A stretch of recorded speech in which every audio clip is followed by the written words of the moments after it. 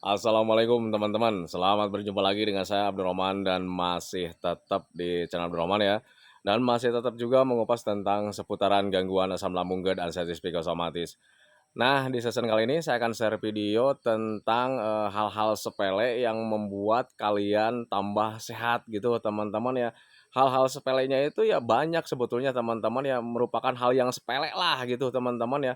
Nah, tetapi hal sepele itu bisa membuat kalian tambah sehat. Nah itu teman-teman ya, nah makanya bagi teman-teman yang sekarang penasaran hal-hal sepele itu seperti apa gitu teman-teman ya, tolong tonton videonya sampai habis, jangan di-skip biar kalian nanti mengerti, biar kalian nanti paham dan ketika mengerti dan paham, kalian bisa konsisten melakukannya dan kemudian kalian tambah sehat. Nah itu teman-teman, makanya tolong tonton videonya sampai habis, jangan di-skip. Dan kemudian seperti biasa ya bagi teman-teman yang baru bergabung, kalau seandainya kalian mau bertanya tentang seputaran gangguan asam lambung GERD anxiety psikosomatis, alangkah baiknya kalian tonton dulu video-video saya sebelumnya karena untuk seputaran gangguan asam lambung GERD anxiety psikosomatis semuanya sudah saya share ya. Dari mulai cerita saya yang terkena gangguan asam lambung GERD anxiety psikosomatis, kemudian merasakan 1001 macam sensasi yang sangat tidak nyaman, itu sudah di-share teman-teman ya, dan kemudian bagaimana cara menangani setiap sensasi yang hadir, itu juga sudah di-share. Nah, makanya biar lebih jelas, biar lebih detail, alangkah baiknya kalian tonton dulu video-video saya sebelumnya. Nah, itu teman-teman ya. Dan kemudian bagi teman-teman yang baru bergabung juga, seperti biasa juga, kalau seandainya kalian belum subscribe channelnya, mohon videonya itu di-subscribe dulu, karena untuk subscribe itu tidak memerlukan biaya, tidak memerlukan pendaftaran. Jadi subscribe itu adalah hal yang sangat mudah sekali bagi teman-teman lakukan ya. Jadi teman-teman itu cukup memijit saja tulisan subscribe, biar kenapa? Jujur ya, biar videonya itu cepat berkembang dengan baik. Dan kalau seandainya videonya itu berkembang dengan baik, sudah barang tentu itu akan menambah semangat tersendiri buat saya untuk terus nge-share tentang seputaran gangguan asam lambung GERD anxiety psikosomatis ini terhadap kalian. Kemudian yang lebih penting dan yang lebih utamanya tekan juga tombol lonceng sama tombol like-nya ya. Biar kalian itu dapat notifikasi atau pemberitahuan video saya yang terbaru. Karena saya itu akan terus nge-share tentang seputaran gangguan asam lambung GERD anxiety psikosomatis ini terhadap kalian dengan tujuan semoga saja videonya itu menjadi wasilah atau jalan keluar bagi kalian yang sedang mengalami gangguan asam lambung GERD anxiety psikosomatis hingga membaik ya, apalagi sampai sembuh total. Amin ya robbal alamin. Ya minimal hanya memberikan motivasi saja. Atau lebih minimalnya lagi hanya sekedar menemani kalian yang sekarang sedang merasakan tidak nyamannya dari gangguan asam lambung GERD anxiety psikosomatis. Nah itu teman-teman ya. Nah kembali lagi ke topik utama teman-teman ya. Untuk orang-orang yang terkena gangguan asam lambung GERD anxiety psikosomatis kadang tidak menyadari ada hal-hal sepele yang harus kalian lakukan dengan konsisten teman-teman ya, karena hal-hal sepele yang nanti akan saya sampaikan itu merupakan penopang juga gitu teman-teman ya, penopang untuk kalian itu tambah sehat, tambah membaik, tambah sembuh dari gangguan asam lambung GERD anxiety psikosomatis. Nah itu teman-teman ya, dan biasanya untuk orang-orang yang terkena gangguan asam lambung GERD anxiety psikosomatis itu lebih cenderung memikirkan atau mencari solusi-solusi bagaimana nih caranya menangani ini, bagaimana nih cara menangani itu, tanpa kalian sadari bahwa ada kegiatan-kegiatan atau hal-hal sepele yang harus kalian lakukan juga dengan secara konsisten teman-teman ya. Karena hal-hal sepele yang akan saya sampaikan nanti, itu kalau seandainya tidak dijalankan dengan konsisten, itu kesehatan kalian itu malah tidak akan apa ya, tidak akan lebih cepat membaiknya teman-teman ya. Sehat sih mungkin kita sehat teman-teman, tetapi kalau misalnya kita tidak jalani dengan baik gitu teman-teman ya, proses pemulihan dari gangguan asam lambung dan anxiety psikosomatis itu mungkin akan terasa lama. Nah itu teman-teman ya. Makanya untuk orang-orang yang terkena gangguan asam lambung dan anxiety psikosomatis itu harus bisa memperhatikan hal-hal sepele itu gitu teman-teman ya, gimana caranya supaya dijalani dengan konsisten biar kita itu cepat terbebas dari gangguan asam lambung dan anxiety psikosomatis. Karena jujur ya, untuk orang-orang yang terkena gangguan asam lambung dan anxiety psikosomatis itu hal yang paling dirindukan itu adalah sembuh total. Nah itu teman-teman ya, nah makanya usahakan hal-hal sepele yang nanti akan saya sampaikan itu lakukan dengan konsisten, lakukan dengan, apa ya, rajin tiap hari gitu teman-teman ya, biar kita itu cepat membaik dari gangguan asam lambung dan anxiety psikosomatis. Nah itu teman-teman ya. Nah hal-hal sepele itu seperti apa sih? Nah itu teman-teman ya, untuk hal-hal sepele yang biasanya kadang terlupakan, kemudian yang kadang jarang kita jalani dengan konsisten, Yang pertama itu adalah sarapan pagi, teman-teman ya. Kenapa saya selalu sampaikan kepada teman-teman itu hal sepele, tetapi sangat penting sekali. Biasanya untuk orang-orang yang terkena gangguan asam lambung dan aktivitas psikosomatis, kadang ada kalanya kita itu untuk sarapan itu malas, teman-teman ya, karena kita itu merasanya itu kenyang, kemudian tidak ada selera makan di pagi hari, biasanya seperti itu, teman-teman ya. Padahal sarapan pagi itu merupakan hal yang sangat penting sekali, teman-teman ya. Orang normal juga kalau seandainya belum sarapan, nanti kegiatannya itu bakalan terbatas, teman-teman ya. Ya mungkin kegiatannya cukup sampai jam 9 atau jam 10, teman-teman ya. Nah, makanya orang-orang yang sehat saja itu sangat mementingkan sekali untuk sarapan di pagi hari. Kalau seandainya kita sarapan, orang yang normal saja gitu teman-teman ya, itu biasanya bisa beraktivitas nyampe sore, seperti itu teman-teman ya. Nah, makanya untuk orang-orang yang terkena gangguan asam lambung dan psikosomatis harus bisa memahami ke sana. Orang yang sehat saja itu menghargai sarapan gitu teman-teman. Nah, kita orang yang sudah terkena gangguan asam lambung dan psikosomatis, nah makanya wajib juga, melakukan sarapan, setiap pagi gitu teman-teman ya. Apalagi untuk orang-orang yang terkena gangguan asam, biasanya tenaganya itu nggak full sampai sore, biasanya mudah lelah, mudah capek. Baru nyapu dikit saja, baru bekerja sedikit saja, kita itu mudah capek. Nah, makanya sangat penting sekali untuk orang-orang yang terkena gangguan asam lambung dan psikosomatis itu, untuk melakukan sarapan pagi setiap harinya. Nah itu teman-teman ya, apapun yang terjadi, sarapan pagi jangan ditinggalkan. Nah itu teman-teman ya, awali saja ketika kalian bangun pagi itu, awali saja dengan minum dulu air hangat gitu teman-teman ya, kemudian lakukan sarapan. Nah itu teman-teman, itu hal sepele, yang harus kalian lakukan dengan konsisten biar kalian itu cepat membaik dari gangguan asam lambung dan anxiety psikosomatis. Nah itu teman-teman ya. Nah, kemudian hal sepele yang lainnya lagi nih, untuk orang-orang yang terkena gangguan asam lambung dan aktivitas psikosomatis yang jarang diperhatikan biasanya di olahraga, teman-teman ya.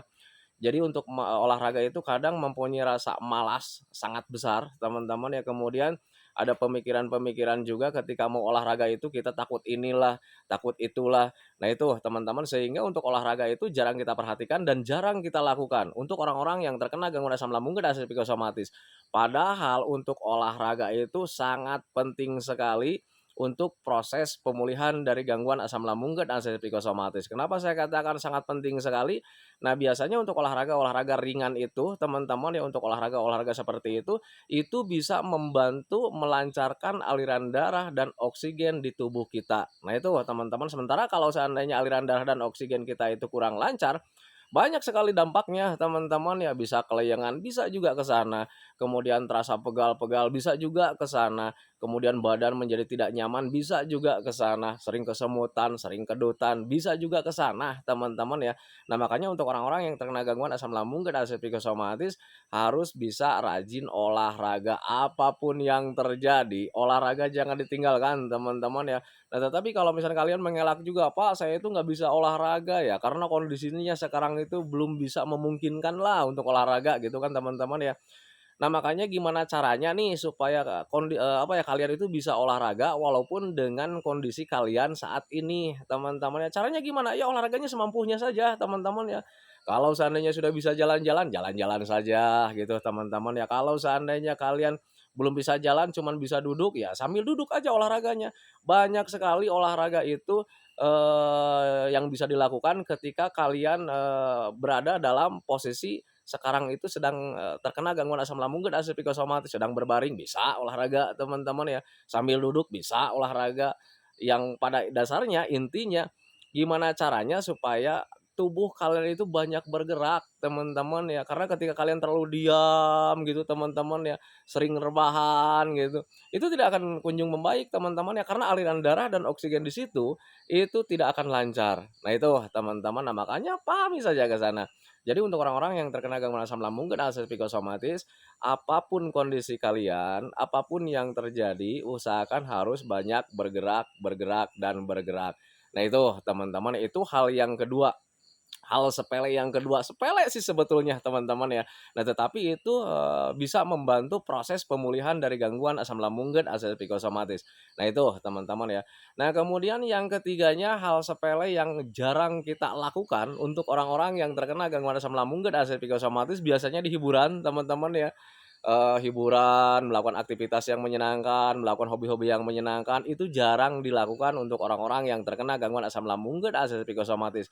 Padahal untuk hiburan-hiburan atau melakukan hobi-hobi yang menyenangkan atau melakukan aktivitas yang menyenangkan, itu bisa membantu proses pemulihan dari anxiety disorder, bisa membantu proses pemulihan dari psikosomatis, teman-teman ya.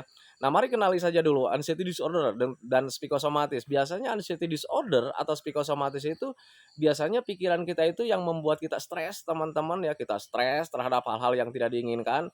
Ya bisa saja selalu memikirkan tentang penyakit, selalu memikirkan tentang kematian, selalu memikirkan tentang penderitaan, selalu memikirkan tentang kondisi kita saat ini. Nah, itu teman-teman ya. Nah, tetapi kalau misalnya kalian melakukan aktivitas yang menyenangkan, sering hiburan, teman-teman ya, itu pemikiran-pemikiran tentang hal tersebut itu nanti teralihkan dengan kegiatan-kegiatan yang menyenangkan. Nah, itu teman-teman ya. Kenapa orang-orang yang terkena gangguan asam lambung dan psikosomatis itu harus bisa menghindari pemikiran-pemikiran tentang negatif, teman-teman ya, karena jujur ya 99% sensasi yang kita alami itu lahirnya dari pola pikir kita yang salah. Kita stres akhirnya punya dampak-dampaknya, akhirnya punya efek-efeknya ke yang lain-lain, badan terasa tidak nyaman, pikiran tidak tidak nyaman, sampai di perasaan juga terganggu, perasaan juga sering was-was, gelisah, cemas dan sebagainya, teman-teman ya. Karena lahir dari pola pikir kita yang salah, kita selalu berpikir ke hal-hal negatif. Nah, makanya alihkan pemikiran-pemikiran negatif itu dengan hal-hal yang menyenangkan, teman-teman ya, yaitu seperti apa? Mencari kebahagiaan, mencari hiburan, mencari hobi-hobi yang menyenangkan, melakukan aktivitas yang menyenangkan. Dan kalau seandainya kalian konsisten melakukan hal seperti itu, nanti pemikiran-pemikiran negatif itu teralihkan dengan pemikiran-pemikiran yang membuat kita senang. Dan kalau seandainya perasaan dan pikiran kita itu senang, 99% sensasi dari anxiety disorder, teman-teman ya tidak ada, teman-teman ya.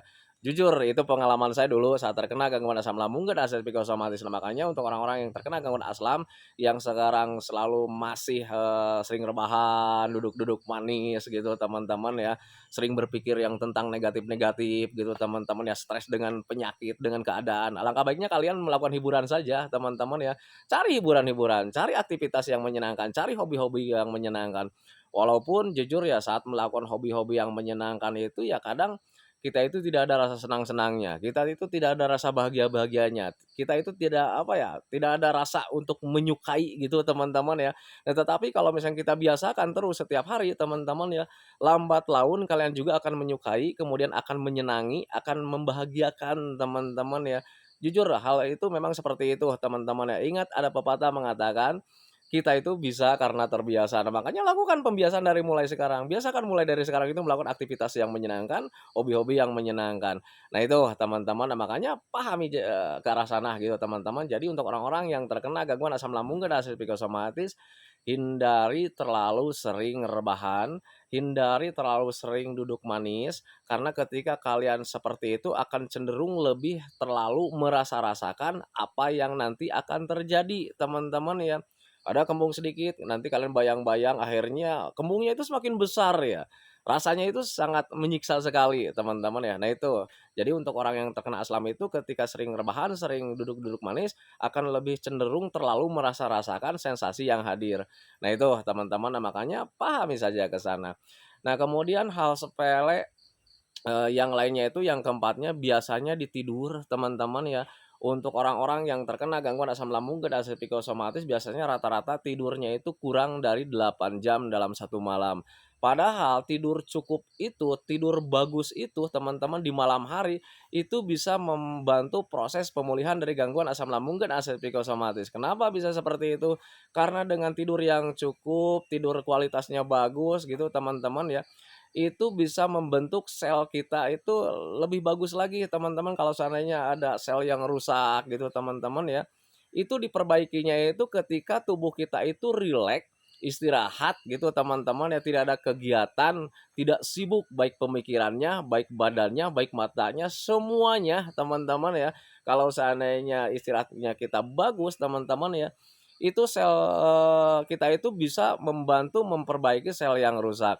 Nah itu teman-teman, nah makanya pahami saja ke sana. Jadi untuk orang-orang yang terkena gangguan asam lambung dan asam psikosomatis harus bisa memaksakan diri gimana caranya tidur di malam hari itu harus bagus, teman-teman ya. Nah, tetapi kadang sialnya nih, untuk orang-orang yang terkena gangguan asam lambung dan psikosomatis tidur di malam hari itu agak sulit, teman-teman ya. Jangankan ketika apa ya, ketika sudah tertidur, teman-teman ya, sebelum tidur saja itu kita ada gangguan, teman-teman ya. Kita mau tidur itu ya sulit untuk tertidur karena selalu terbayang dengan yang namanya penyakit, selalu terbayang dengan hal-hal yang tidak diinginkan. Salah satunya yaitu tentang kematian. Nah itu teman-teman, makanya usahakan kalian itu ketika mau tertidur itu stop berpikir yang lain-lainnya, teman-teman ya. Usahakan pikiran kalian itu jangan traveling kemana-mana, usahakan harus rileks, harus nyantai, teman-teman ya, karena proses tidur itu diawali ketika kitanya santai, ketika kitanya rileks, teman-teman ya. Gimana caranya supaya kita rileks? Nah, yang pertama, teman-teman ya, ketika kalian mau tidur nih, lepas beban kalian, teman-teman ya, beban pemikiran kalian itu lepas saja. Jangan terlalu memikirkan tentang penyakit, jangan memikirkan tentang besok gimana nih, jangan seperti itu, teman-teman ya. Usahakan lepaskan beban pikiran kalian. Kemudian ketika kalian melepaskan beban pikiran kalian, kalian ambil napas panjang-panjang, teman-teman ya, kemudian buang pelan-pelan sambil badannya dilemaskan selemas-lemasnya. Nah itu teman-teman ya, lakukan hal seperti itu berulang-ulang, teman-teman ya, biar kalian itu tambah rileks, tambah santai, teman-teman ya. Nah itu, dan ketika rileks, santai, itu pasti kalian itu bakalan lebih cepat, tidurnya. Nah itu teman-teman ya, dan kemudian ketika kalian orang-orang yang terkena gangguan asam lambung dan psikosomatis, ada kalanya juga nih, ketika sudah tertidur, kemudian terjaga kembali nih di tengah malam, kan seperti itu, dan ketika sudah terjaga sulit kembali untuk tidur. Nah itu teman-teman ya. Nah ketika kalian terjaga di malam hari, kemudian untuk tidur itu agak sulit kembali, lakukan hal di awal-awal, teman-teman ya. Buang beban pikiran gitu, teman-teman, karena jujur ya, untuk orang-orang yang terkena gangguan aslam, biasanya ketika terjaga saja langsung teringat dengan penyakit, langsung teringat dengan, "Wah nih gue nih sedang sakit nih." Sudah pasti nanti tuh, pikirannya itu waspada kembali dan nggak rileks kembali, teman-teman ya. Nah makanya kembalikan lagi, relaksasi lagi kalian itu. Nah itu teman-teman ya, tarik napas panjang-panjang, buang pelan-pelan sambil badannya dilemas-lemaskan.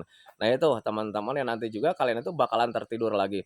Nah kemudian bagi teman-teman nih, "Pak, saya itu untuk tertidur itu sudah dilakukan metodenya." Kan gitu teman-teman ya, sudah merelaksasi tubuh, merelaksasi pikiran, kemudian ketika terjaga juga sudah dilakukan lagi pembiasaannya seperti itu. Tetapi kenapa untuk tertidur itu agak sulit kembali gitu, teman-teman ya. Ingat teman-teman ya, semua proses itu butuh waktu, semua proses itu butuh tahapannya gitu, teman-teman. Nah, makanya untuk orang-orang yang terkena gangguan aslam, lakukan terus teman-teman biar kalian itu terbiasa, karena semuanya juga butuh pelatihan.